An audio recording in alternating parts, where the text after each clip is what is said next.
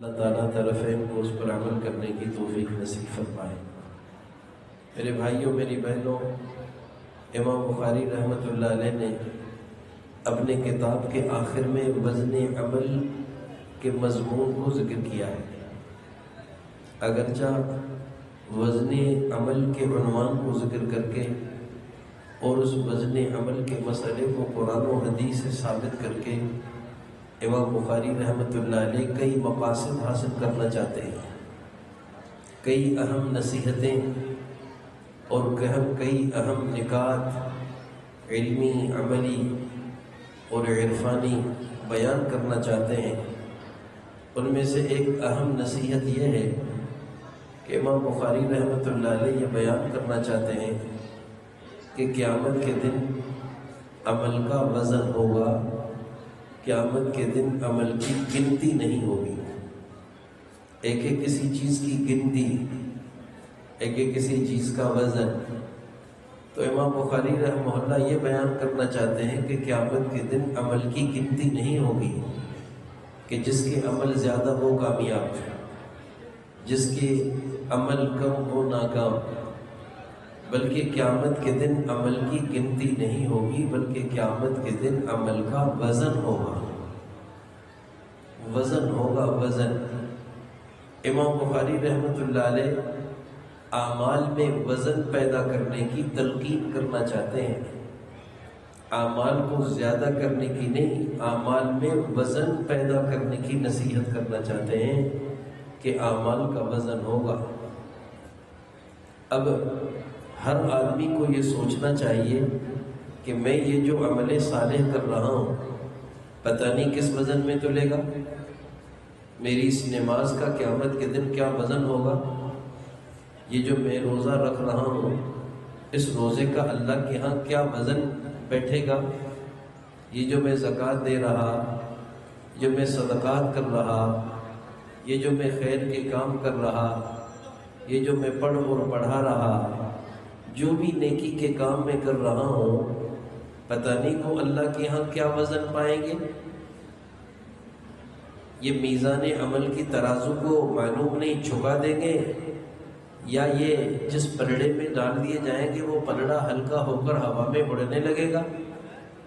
بس یہ فکر عطا کرنا چاہتے ہیں امام بخاری رحمہ اللہ امت مسلمہ کے بچے بچے کو، بچی بچی کو، جوانوں بوڑھوں کو، فرد فرد کو، کہ کرتے بھی رہو ڈرتے بھی رہو، کیونکہ قیامت کے دن عمل کا وزن ہے، قیامت کے دن عمل کی گنتی نہیں ہے۔ یہ ہے وہ نصیحت جو امام بخاری رحمہ اللہ اپنے کتاب کے آخر میں گویا ایک الوداعی نصیحت کرنا چاہتے ہیں کہ کرتے بھی رہو ڈرتے بھی رہو۔ کرنا بھی مطلوب ہے، ڈرنا بھی مطلوب ہے، صرف ڈرنا مطلوب نہیں بلکہ کرنے کے ساتھ ڈرنا مطلوب ہے، کہ کرتے بھی رہو ڈرتے بھی رہو، کیونکہ آگے عمل کی گنتی نہیں ہے، کیونکہ آگے عمل کا وزن ہے۔ ہمارے سندھ میں ایک شاعر گزرے ہیں، حالانکہ قریب ان کی مزار شریف ہے، حضرت شاہ عبداللطیف بٹائی رحمۃ اللہ علیہ، بڑا عارفانہ کلام کیا ہے انہوں نے۔ ان کی شاعری اور ان کے اشعار گویا کہ بعض جگہ قرآن کریم کی آیات کا ترجمہ محسوس ہوتا ہے۔ حضرت شاہ صاحب رحمہ اللہ کا ایک شعر ہے کہ کتب کبب اگیاں توری دڑ دکھا، کہ کرتے بھی رہو ڈرتے بھی رہو، کیونکہ آگے گنتی کرنے والا نہیں بیٹھا، آگے وزن کرنے والا بیٹھا ہے، اور وزن کرنے والا بھی ایسا نہیں ہے کہ جس سے تمہارے عمل کا کوئی گوشہ چھپا ہوا ہو، بلکہ عمل کرنے والا ایسا ناقد ہے، ایسا باریک بین ہے کہ اس سے تمہارے عمل کا کوئی گوشہ اوجھل اور مخفی نہیں ہے۔ اس وجہ سے کرتے بھی رہو ڈرتے بھی رہو، کیونکہ آگے تولنے والا بڑا تیز ہے۔ حضرت علی شیر خدا رضی اللہ تعالیٰ عنہ کے اقوال میں ایک قول یہ بھی ہے کہ وہ فرماتے تھے نصیحت احکم السفینہ فإن البحر عمیق وأخلص العمل فإن الناقد بصیر، اپنے عمل کی کشتی کو مضبوط کر لے، کیونکہ آگے سمندر بڑا گہرا ہے۔ جتنا سمندر گہرا، جتنا پانی گہرا، اتنی کشتی مضبوط ہونی چاہیے منزل پر پہنچنے کے لیے، کہ اپنے عمل کی کشتی کو مضبوط کرو کیونکہ پانی بہت گہرا ہے۔ اپنے عمل میں اخلاص پیدا کرو کیونکہ آگے تمہارے عمل کو پرکھنے والا بڑا باریک بین ہے، باریک باریک چیزوں پر بھی اس رب کی نظر ہے۔ وہ چیزیں جس کو کوئی نہیں دیکھ سکتا، اللہ ان کو دیکھنے پر قادر ہے۔ تو میرے بھائیوں، میری بہنوں، امام بخاری رحمہ اللہ یہی نصیحت کرنا چاہتے ہیں ہمیں۔ عموماً آج ہمارا حال یہ ہے کہ یا تو ہم اعمال کرتے نہیں، اگر کرتے ہیں تو ان اعمال پہ مطمئن ہیں، حالانکہ اعمال پہ اطمینان یہ مذموم ہے، یہ قابل مذمت ہے۔ اسلام نے ہمیں سکھایا کہ کرتے بھی رہو، ڈرتے بھی رہو، اپنے عمل پر کبھی بھی اطمینان کا اظہار نہ کرو کہ میں عمل کر رہا ہوں بس مجھے قبر میں ملے گا، کیونکہ عمل کرنا اصل نہیں، عمل کو قبر تک لے جانا اصل ہے۔ کیا پتا جو میں نماز پڑھ رہا ہوں وہ قبر تک میں لے جاؤں گا؟ کیا پتا یہ جو روزے میں رکھ رہا ہوں ان روزوں کا ثواب میں قبر تک لے جاؤں گا؟ عمل کرنا اصل نہیں، اتنا عمل کی حفاظت کرنا ہے، اتنا عمل کی حفاظت کرنا ہے کہ اس کو محفوظ کر کے اس کو اپنے آخرت کے سفر کا ثمر بنانا ہے، اپنے آخرت کے سفر کے لیے زیادہ راہ بنانا ہے۔ اتنی عمل کی حفاظت کرنی ہے۔ امام بخاری رحمہ اللہ حفاظت عمل کی ترغیب دینا چاہتے ہیں، عمل کو وزنی کرنے کی ترغیب دینا چاہتے ہیں کہ عمل کر کے تم سو نہ جاؤ، عمل کر کے پھر ڈرتے بھی رہو کہ کر تو میں نے لیا، پتہ نہیں اس مالک رب کو یہ میرا عمل پسند آئے گا کہ نہیں آئے گا، پتہ نہیں یہ اللہ کے ہاں قبول ہوگا کہ نہیں ہوگا۔ یہ ہے وہ چیز جو اللہ ہم میں پیدا کرنا چاہتے ہیں اور جو اسلام میں مطلوب ہے، جس کی خدا نے ہمیں ترغیب دی ہے۔ اس وجہ سے جو جتنا خدا کے قریب ہوتا ہے اتنا وہ زیادہ ڈرتا ہے، جتنا وہ خدا سے دور ہوتا ہے وہ اتنا مطمئن ہوتا ہے۔ جیسے ہمارا حال، ہم خدا سے دور ہیں تو نمازوں میں مطمئن ہیں، ہم خدا سے دور ہیں تو ٹوٹے پھوٹے عمل پہ مطمئن ہیں، حالانکہ جو خدا سے زیادہ قریب تھے وہ کرتے بھی تھے، ڈرتے بھی تھے۔ رسول پاک علیہ السلام کا رونا، حضور روتے تھے، ایسا روتے۔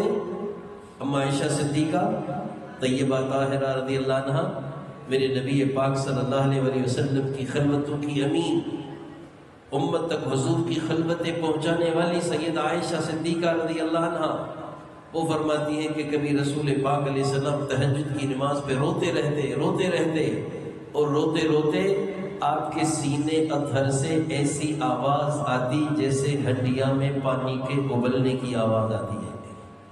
وَلِصَدْرِهِ عَزِيزٌ كَعَزِيزِ الْمِرْجَلِ، حدیث شریف کے لفظ ہیں کہ آقا کریم علیہ السلام نماز پڑھتے پڑھتے اتنا روتے کہ حضور کے سینے اطہر سے ایسے رونے کی آواز آتی جیسے ہڈیاں میں پانی ابلنے کی آواز آتی ہے۔ اتنا لمبا سجدہ، اتنا لمبا قیام حضور کرتے، حتی تورمت رجلاہ، آقا کریم علیہ السلام کے پاؤں متورم ہو جاتے، سوج جاتے تھے۔ میرے بھائیوں، میری بہنوں، ہمارے آقا حضرت محمد مصطفیٰ صلی اللہ علیہ وسلم کا یہ معمول، حضور پاک علیہ السلام پر یہ خشیت و خوف، آقا کریم علیہ السلام کی یہ کثرت بکا و آہوزاری ہماری تلقین اور ہمارے سمجھنے کے لیے کافی ہے۔ ہمارے نبی سے کون بڑھ سکتا ہے کوئی مخلوق میں جو ہمارے نبی سے آگے بڑھ سکے؟ کوئی نبی مرسل ہے؟ کوئی ملک مقرب ہے کوئی دنیا میں جو ہمارے نبی سے مقام میں آگے جائے؟ اتنا بڑا مقام پانے والے پھر بھی روتے تھے۔ آج ہم اپنی نمازوں پہ مطمئن، آج ہم اپنی ٹوٹی پھوٹی نیکیوں پہ مطمئن ہیں، امام بخاری رحمہ اللہ اسی اطمینان کو توڑنا چاہتے ہیں۔ امام بخاری رحمہ اللہ اپنی کتاب کے ذریعے سے امت کے عوام و خواص کو اس نہج پہ لانا چاہتے ہیں کہ کرتے بھی رہو، ڈرتے بھی رہو، کیونکہ ان اعمال بنی آدم وقولہم یوزن، کیونکہ قیامت کے دن تمہارے عملوں کی گنتی تھوڑی ہونی ہے، تمہارے عملوں کو تو تولے جانا ہے۔ کیا پتہ تمہارے عمل کا کیا وزن ہوگا؟ خدا تو ہمارے دلوں کے رازوں کو خوب جانتا ہے۔ لوگوں کی تو نظر ہمارے عملوں پر ہے، خدا کی نظر ہماری اس نیت پر، اس کیفیت پر ہے جو نیت باعث بنتی ہے اس عمل کے کرنے کا۔ جس کیفیت سے ہم عمل کر رہے ہوتے ہیں اس کیفیت پر خدا کی نظر ہوتی ہے۔ اللہ کو راضی کرنے والی نیتوں، اللہ کو راضی کرنے والی کیفیتوں سے کیے جانے والے چھوٹے چھوٹے عمل آدمی کی ساری زندگی کے گناہوں کو دھونے کے لیے کافی ہو جاتے ہیں۔ کیا بخاری شریف کی روایت آپ نے نہیں سنی؟ کئی جگہ پہ امام بخاری رحمہ اللہ نے اس روایت کو لایا، ایک جگہ نہیں کئی جگہ، کہ ایک فاحشہ عورت تھی، فاحشہ عورت، اس نے ایک پیاسے کتے کو پانی پلایا، پتہ نہیں کس درد سے اس فاحشہ عورت نے پیاسے کتے کو پانی پلایا، ایسا اندر سے اس کو کوئی درد اٹھا اس مخلوق پر رحم کا کہ اللہ تعالیٰ نے اس فاحشہ عورت کے پچھلے سارے گناہ اس پیاسے کتے پر رحم کی وجہ سے بخش دیے۔ یہ ہے عمل کا وزن، یہ ہے عمل کا وزن۔ میں عمل تو کر رہا ہوں لیکن مجھے کیا پتا کہ یہ میرا عمل خدا کے ہاں منجی ہوگا یا مہلک، اس عمل کے ذریعے سے میری نجات ہوگی یا میری ہلاکت، یہ عمل میرے حق میں حجت ہوگا یا میرے خلاف حجت ہوگا، مجھے کیا پتا۔ اسی وجہ سے کہتے ہیں کہ کرتے بھی رہو، ڈرتے بھی رہو۔ یہی وہ چیز ہے جو ہمارے نبی کو رلاتی تھی۔ ہمارے نبی کے سفید بال ہوئے اس غم میں۔ سیدنا صدیق اکبر رضی اللہ تعالیٰ عنہ نے آقا کریم علیہ السلام کے ریش مبارک کے دائیں بائیں چاندی دیکھ کر فرمایا انک قد شبت یا رسول اللہ، اللہ کے رسول آپ تو بوڑھے ہو رہے ہیں، آپ کی ریش مبارک میں سفیدی آ رہی ہے۔ تو آقا کریم علیہ السلام نے کیا درد بھرا جملہ فرمایا، فرمایا ابو قحافہ کے بیٹے میں بوڑھا نہیں ہوا، مجھے سورہ ہود نے بوڑھا کر دیا ہے۔ اس سورہ ہود میں خدا نے حکم کیا ہے استقامت کا کہ جمے رہو فاستقم کما امرت، اے میرے نبی یعنی جمے رہو ایسے جیسے میں نے حکم کیا ہے۔ اس استقامت کے حکم نے مجھ محمد علیہ السلام کو بھی بوڑھا کر دیا ہے۔ آپ اندازہ کریں کتنا ڈرنے کی ضرورت ہے، کتنا ڈرنے کی ضرورت ہے۔ آج پہلی بات تو عمل ہے ہی نہیں، اور جو عمل کر رہے ہیں وہ مطمئن ہیں، ایسے سمجھتے ہیں کہ جنت بنی ہی ہمارے لیے ہے، حالانکہ جنتوں کے اصحاب، جنتوں کے کئی پروانے کئی دفعہ حضور کے زبانیوں نے ملے ہوئے، یعنی حضرات صحابہ کتنا روتے تھے، کتنا ڈر ڈر کے زندگی گزارتے تھے۔ اے صدیق اکبر رضی اللہ عنہ کی آہوزاری، اے ابو بکر صدیق رضی اللہ عنہ کا رونا، تل ملانا، تڑپنا، مچلنا خدا کے سامنے ساری دنیا جانتی ہے۔ کبھی کبھی اپنے جسم کا بال ہاتھ میں لے کر کہتے یا لیتنی کنت شعرۃ من بدن المؤمن، کاش میں کسی صاحب ایمان کے بدن کا بال ہوتا، انسان نہ ہوتا تو حساب تو نہ ہوتا۔ خدا کے سامنے پیشی کے خوف نے اور قیامت کے دن عمل کے وزن کی فکر نے ان کو یعنی کہاں تک پہنچا دیا تھا۔ حضرت عمر فاروق رضی اللہ عنہ کتنا روتے تھے اس بات میں۔ حضرت عمر فاروق رضی اللہ تعالیٰ عنہ کا قرآن کریم کی ان آیات پہ ہچکیاں باندھ کے ایسا رونا کہ حضرت عمر رضی اللہ عنہ بیمار ہو جاتے تھے۔ ایک مرتبہ سیدنا عمر بن خطاب رضی اللہ عنہ قرآن کریم کی آیت فجر میں پڑھ رہے تھے وَإِذَا الصُّحُفُ نُشِرَتْ، کیا حال ہوگا لوگوں کا اس وقت جب ان کے کھاتے کھولے جائیں گے۔ اب یہ آیت کا پڑھنا حضرت عمر رضی اللہ عنہ کی آنکھوں سے اللہ کی محبت کا سیل رواں ہو گیا، روتے رہے روتے رہے روتے رہے، ہچکی بن گئی، جیسے تیسے مشقت سے نماز پوری کی، گھر جا کر پڑ گئے، بیمار ہو گئے، کئی دن تک مسجد میں آنے سے قاصر رہے، اور آیت کیا حال ہوگا لوگوں کا اس وقت جب ان کے کھاتے کھلیں گے۔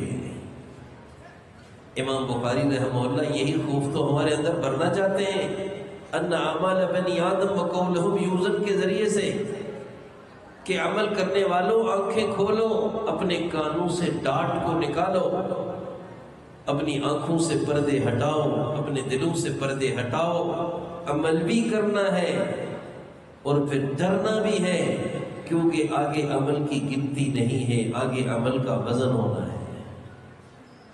ہمیں اعمال صرف کرنے نہیں ہیں، ہمیں اعمال کو وزنی کرنا ہے، ہمیں اس کیفیت اور ایسی اچھی نیت کے ساتھ، ایسی نیت صالحہ کے ساتھ عمل کرنے ہیں کہ وہ ہمارا عمل قیامت کے دن ثقیل فی المیزان بنے،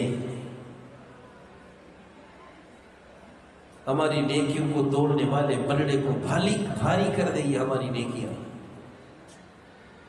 تو میرے بھائیوں میری بہنوں، اللہ کرے ہم اس نصیحت پہ عمل کرنے والے بن جائیں، اللہ کرے ہم اس نصیحت پہ عمل کرنے والے بن جائیں۔ آج ہم نے ایسا ماحول بنا دیا ہے اپنی زندگی کا کہ آخرت تو یاد ہی نہیں۔ دینی مجالس میں بھی ایسا ماحول ہم بناتے ہیں کہ آخرت بھول ہی رہے، حالانکہ آخرت کی یاد دہانی یہ تو مطلوبات دین میں ہے، یہ تو مقصودات دین میں ہے کہ آخرت نہ بھولے۔ کیوں سادگی کا حکم ہے، کیوں قبرستان میں جانے کا حکم ہے، کیوں مغیبات کے تذکرے کا حکم ہے، کیوں اکثر ذکر حازم لذات الموت؟ میرے نبی کا بڑے درد سے فرمان ہے، او میری امت کے مرد و عورتوں، موت کو نہیں بھولنا، موت کو کثرت سے یاد کرنا، حرام لذتیں تمہیں چھڑا دے گا یہ موت کی کثرت یاد۔ امام بخاری رحمہ اللہ اپنے کتاب کے آخر کو آخرت کی فکر پر ختم کرنا چاہتے ہیں، آخرت کی فکر پر، اس غم اور درد پہ ختم کرنا چاہتے ہیں کہ کرتے بھی رہو ڈرتے بھی رہو، آگے عمل کا وزن ہونا ہے، آگے عمل کو خدا کے سامنے پیش ہونا ہے۔ ایسے نہیں کہ جو بول لیا وہ ہوا میں تحلیل ہو گیا، نہیں، بلکہ جو بول رہے ہو وہ تولا جائے گا۔ ان اعمال بنی آدم وقولہم یوزن، قول کو خصوصی طور پہ امام بخاری نے ذکر کیا، صرف تمہارے عملوں کو نہیں تولا جانا، تمہاری زبان سے نکلے ہوئے بولوں کو بھی تولا جانا ہے۔ ایسے نہیں سمجھو بول لیا بس ختم ہو گیا، نہیں، ما یلفظ من قول الا لدیہ رقیب عتید، جو بول رہے ہو وہ فرشتے لکھ رہے ہیں، ہمارے اقوال ہمارے افعال اللہ کے ہاں محفوظ ہو رہے ہیں، لکھے جا رہے ہیں۔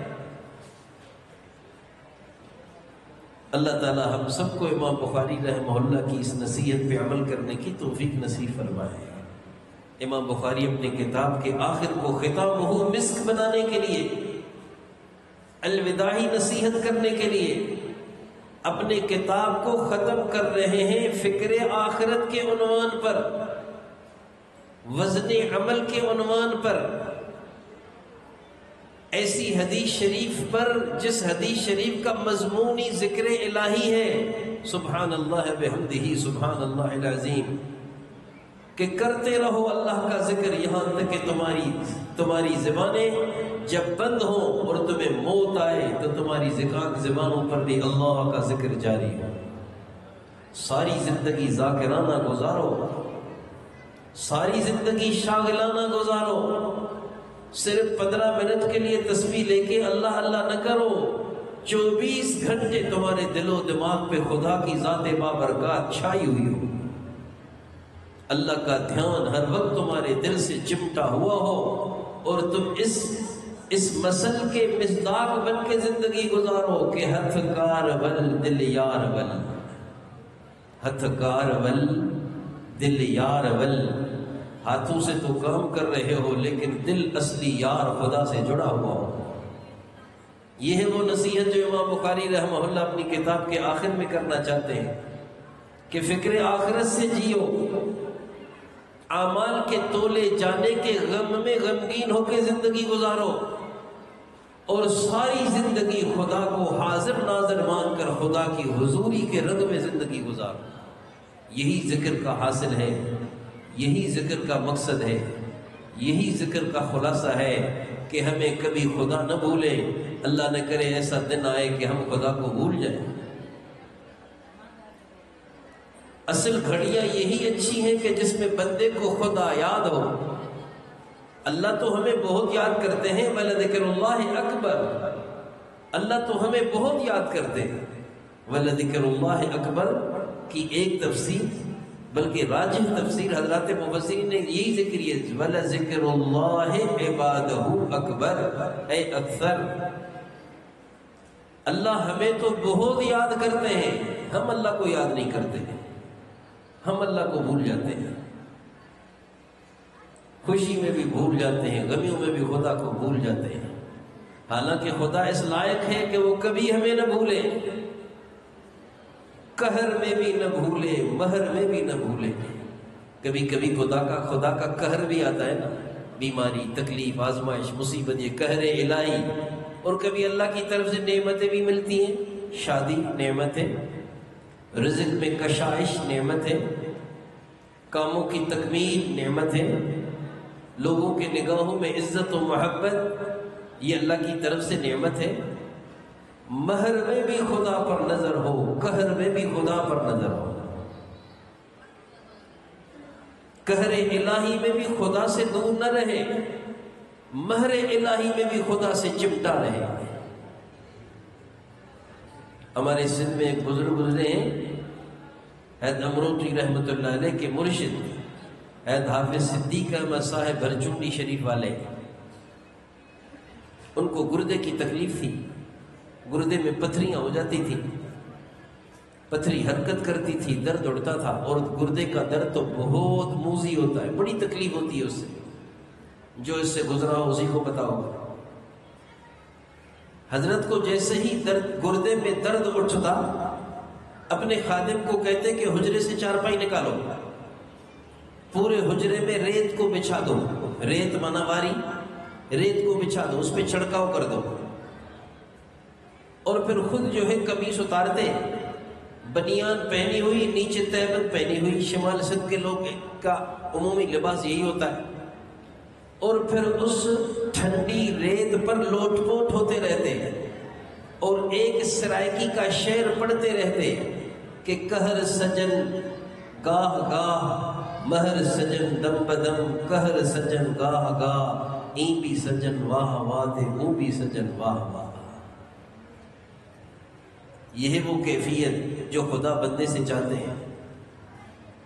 درد میں تڑپتے رہتے، گردے کا درد تڑپتے رہتے، اور لوٹ پوٹ ہوتے رہتے ریت پر، اور زبان پہ کیا عارفانہ کلام ہوتا کہ مہر سجن دم بدم، اے اللہ تیری محبت، تیری نعمتیں تو میرے نفس نفس، سانس سانس پر ہیں، میری کوئی سانس آپ کی نعمت سے خالی نہیں۔ اللہ آپ کا قہر تو کبھی کبھی ظاہر ہوتا ہے، جیسے ابھی ظاہر ہوا ہے کہ مجھے گردے میں درد ہے۔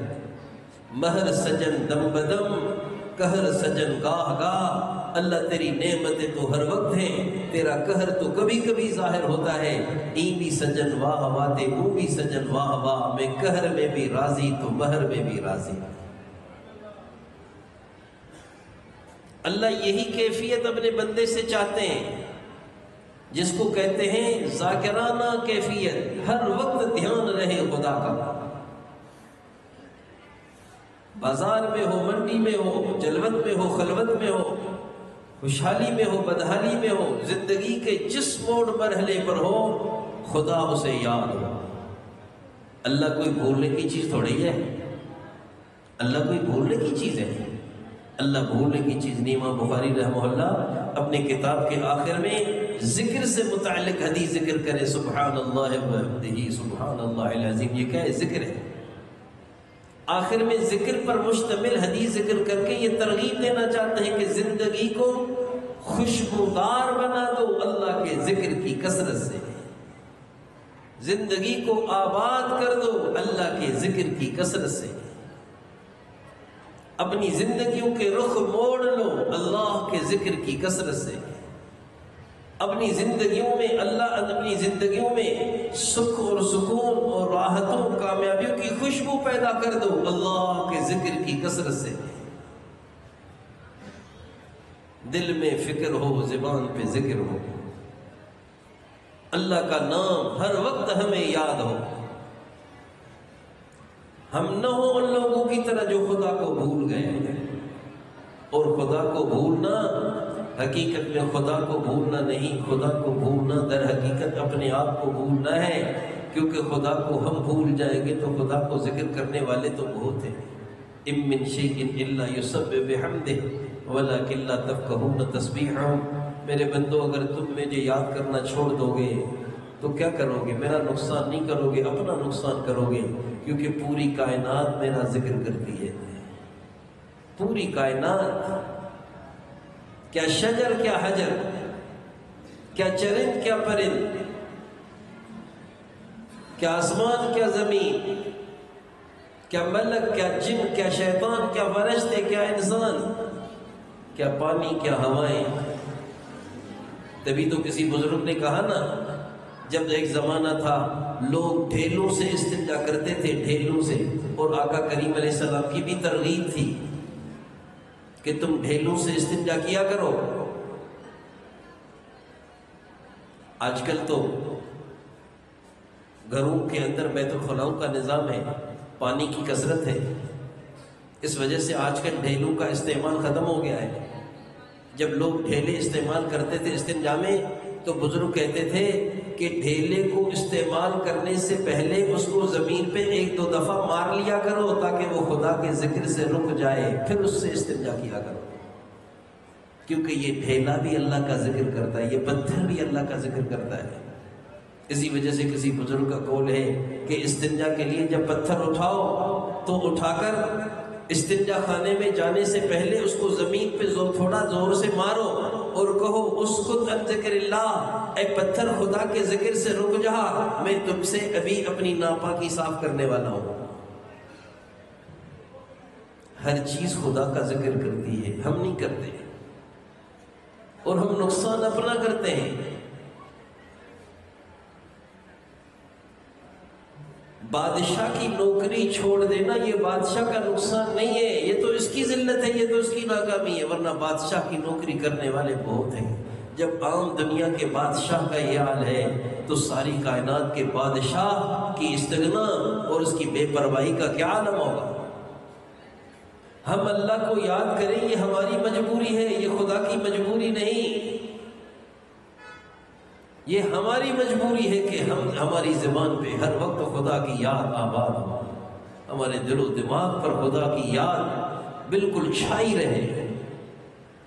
یہ ہے وہ اہم نصیحت جو امام بخاری رحمہ اللہ اپنے کتاب کے آخر میں اپنے کتاب کے ذریعے سے امت مسلمہ کے مردوں اور عورتوں کو کرنا چاہتے ہیں۔ اللہ تعالی ہم سب کو اس پر عمل کرنے کی توفیق نصیب فرمائے۔ میرے بھائیوں، شرمندہ نہیں، فکر مت کر رہا ہوں، پہلے اپنے آپ کو پھر آپ کو اپنے سروں کو ڈھکیے، پوری زندگی اپنے چہرے پر رسول اللہ علیہ السلام کی سنت کو سجائیے، پوری زندگی 5 ٹخنوں سے اوپر رکھیں، صلح والا لباس پہنے۔ جس مرد نے یہ 4 کام کر لیے، بشارت ہے اس آدمی کے لیے آقا کریم علیہ السلام کی کہ اس کا حشر قیامت کے دن مجھ محمد رسول اللہ کے ساتھ ہوگا، کیونکہ المرء مع من احب، آدمی جس کے ساتھ محبت رکھتا ہے، جس کا حلیہ اپناتا ہے، کسی کا حلیہ اپنانا اس کے ساتھ محبت کی دلیل ہے۔ آدمی بھنگیوں کا حلیہ نہیں بناتا، حلیہ ان کا بناتا ہے جن سے محبت ہو۔ جس نے جو حلیہ بنایا ہوا ہے، بس اس جیسا اس کا حلیہ ہوگا ویسا ہی اس کے دل میں محبت کا جہان ہوگا۔ جس کے ساتھ اس کی محبت ہوگی اسی جیسا حلیہ اپنائے گا۔ تو میرے نبی نے فرمایا اپنے اس فرمان میں کہ جو جس کے کے ساتھ محبت کرے گا قیامت کے دن اسی کے ساتھ اٹھے گا۔ حضور کا حلیہ اپنانا حضور سے محبت کی دلیل ہے، اور حضور سے جس کو محبت ہوگی قیامت کے دن حضور کے قدموں میں اٹھے گا۔ اپنے آنکھوں کو گناہوں سے بچائیں، اپنے کانوں کو غلط آوازوں سے بچائیں، اپنے زبان کو کسی پر تنقید اور کسی کی پگڑی اچھالنے سے، کسی کی تذلیل اور توہین سے بچائیں، اپنے ہاتھوں میں سخاوت کو لائیں، خدمت کو لائیں، ظلم سے بچائیں، اپنے سینے کو میل سے بیر سے پاک رکھیں، پیٹ میں حلال کھائیں، بچوں کو حلال کھلائیں، اپنے صدر کو پاک دامن رکھیں، بے حیائی سے بچیں، یہ ٹانگیں اللہ کی راہوں میں پھرائیں، دینی کاموں میں تھکائیں، اپنے بچوں کو دین پڑھائیں، اپنی ماں بہنوں بہو بیٹیوں کو پردہ سکھائیں۔ پردہ ایک رواجی پردہ، میمنوں اور بلاہوں والا، مہاجروں اور سدھیوں والا پردہ، ایک ہے وہ پردہ جو سیدہ زہرا نے اپنے بابا سے سیکھا ہے، وہ پردہ جو سیدہ عائشہ حفصہ نے اپنے سرتاج سے سیکھا ہے، وہ پاک دامنی و پردہ جو سیدہ سکینہ نے اپنے بابا حسین سے سیکھ کر کربلا میں کیا ہے۔ قومی خاندانی پردہ نہیں، حضور کا سکھلایا ہوا پردہ، شرعی پردہ۔ اپنے بچوں اور بچیوں کے فرض نبھانے میں تاخیر نہ کریں، یہ ہمارے معاشرے کی دکھتی رگ ہے جس کا علاج ضروری ہے۔ اپنے بچے بچیوں کی شادیاں کرنے میں تاخیر یہ معاشرتی جرم ہے، گناہ ہے۔ اپنے بچوں کو دین پڑھائیں، 5 وقت پابندی سے نماز پڑھیں۔ نماز کا سب سے بڑا نفع یہ ہے کہ نماز ہم پڑھیں گے آنکھیں ٹھنڈی حضور کی ہوتی ہے۔ کیا حضور کا ہم پر اتنا بھی حق نہیں کہ ہم نمازی بن کے حضور کو خوش رکھیں؟ رمضان آ رہا بلکہ آ گیا، رجب رمضان کا مقدمہ ہے۔ میرے نبی رجب کا چاند دیکھ کر بڑے درد سے دعا فرماتے تھے، اے اللہ رجب کا چاند دیکھا ہے تو مجھے رمضان کی خوشبو آ رہی، اب مجھے اتنی زندگی دینا کہ میں رمضان دیکھ سکوں۔ ہم گن کے گزارتے ہیں کب رمضان جائے گا، میرے نبی رجب سے دن گنتے تھے کب رمضان آئے گا۔ رمضان کو سموسوں پکوڑوں کیچپوں اور چٹنیوں کا مہینہ اور شربتوں کا مہینہ نہ بنائیں۔ رمضان مدرسۃ الایمان ہے، اس امت کے لیے خانقاہ ہے، مدرسہ خانقاہ ہے رمضان، مدرسۃ الایمان ہے رمضان۔ رمضان اس امت کو سدھرنے کے لیے ملا ہے، رمضان اس امت کو ڈائٹنگ کے لیے نہیں ملا۔ جو اصحاب نصاب ہیں وہ زکوٰۃ کا اہتمام کریں، جو زمیندار ہیں وہ 20واں حصہ اپنی فصلوں سے اللہ کی راہ میں دیا کریں۔ اپنی ماں باپ کے پاؤں دھو کر پیجیے، یہ آپ کا قبلہ و کعبہ ہے، ان کی طرف کبھی پاؤں دراز نہ کریں، ان کو پیٹھ نہ دیں، ان سے کبھی آواز بلند نہ کریں، ان سے تیکھے لہجے میں کبھی بات نہ کریں۔ ماں باپ راضی اللہ راضی، ماں باپ ناراض اللہ ناراض ہے۔ یہ وہ مقدس رشتے ہیں جن کو خدا نے اپنے ناموں میں سے نام دیا ہے۔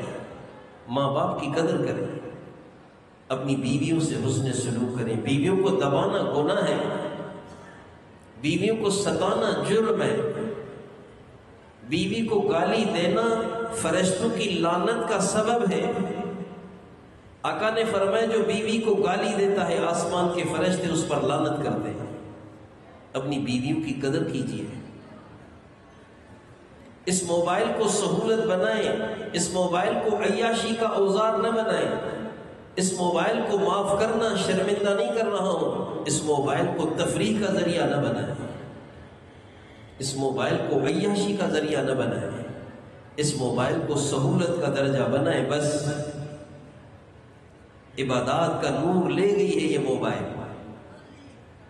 ہمیں مصروف کر دیا موبائل نے، اچھے خاصے لوگوں کو پتہ نہیں کہاں لے گئی موبائل۔ اس موبائل کے فتنوں سے بچیں، اپنے بچوں کو بچائیں۔ میرے نبی پاک علیہ السلام کی حدیث شریف ہے جو معتبر کتب میں موجود ہے، حضور نے فرمایا جو عورت 4 کام کر لے، 4 کام، اذا صلت خمسها وصامت شهرها واطاعت بعلها واحسنت فرجها، جو عورت 4 کام کر لے، 5 وقت پابندی سے نماز پڑھے، رمضان آئے تو سب روزے رکھے، نمبر 3 پردے میں رہ کر پاک دامن رہے، نمبر 4 شوہر کی اطاعت و خدمت میں زندگی گزار دے۔ جو عورت یہ 4 کام کرے، آقا نے فرمایا قیامت کا دن ہوگا، خدا جنت کے 8 دروازے اپنی اس بندی کے لیے کھول کر فرمائیں گے میری بندی جس میں سے چاہے تو داخل ہو۔ باقی رہا ہمارا ماضی جو گناہوں سے بھرا ہوا ہے، گھبراؤ نہیں، مجرم ضرور ہیں لیکن کسی انسان کے نہیں کہ گھبرائے جائیں گے تو دھتکار کے نکال دیے جائیں گے۔ ہم مجرم و پاپی ہیں اس کریم رب کے جو روٹتا بھی خود ہے بناتا بھی خود ہے۔ ایک جملے پہ مان جاتا ہے خدا جو دل سے کہے اے اللہ اب نہیں کروں گا میری توبہ، بس یہ ایک جملے کا نام توبہ ہے۔ پھر فرائض کی قضا ہو، حقوق کی ادا ہو، گناہوں کو چھوڑ کر نئی زندگی کی ابتدا ہو۔ یہاں روچیوں کو منائیں گے تو پگڑیاں اچھالی جائیں گی، لیکن یہاں جو رب کو پشیمان ہو کے یہ جملہ کہتا ہے اللہ اب نہیں کروں گا میری توبہ، اللہ اس کو ایسے پاک کرتے ہیں جیسے ماں نے اس کو آج جنا ہے۔ اس توبہ کو پکا کریں، اللہ کی راہوں میں پھر کر، نیکوں کی صحبت میں رہ کر، ذکر و فکر سے جڑ کر، اپنے علاقے کے علماء کے پشتیبان بن کر، عقیدے سے لے کر جہاد تک پورا دین سیکھ کر اس توبہ کو پکا کریں اور اپنی زندگی کو نورانی بنائیں۔ کریں گے بھائی سارے انشاءاللہ؟ کون کون کرے گا اللہ کو راضی؟ ہاتھ کھڑا کریں، اللہ تعالیٰ قبول فرمائے۔ وآخر دعوانا الحمدللہ رب العالمین۔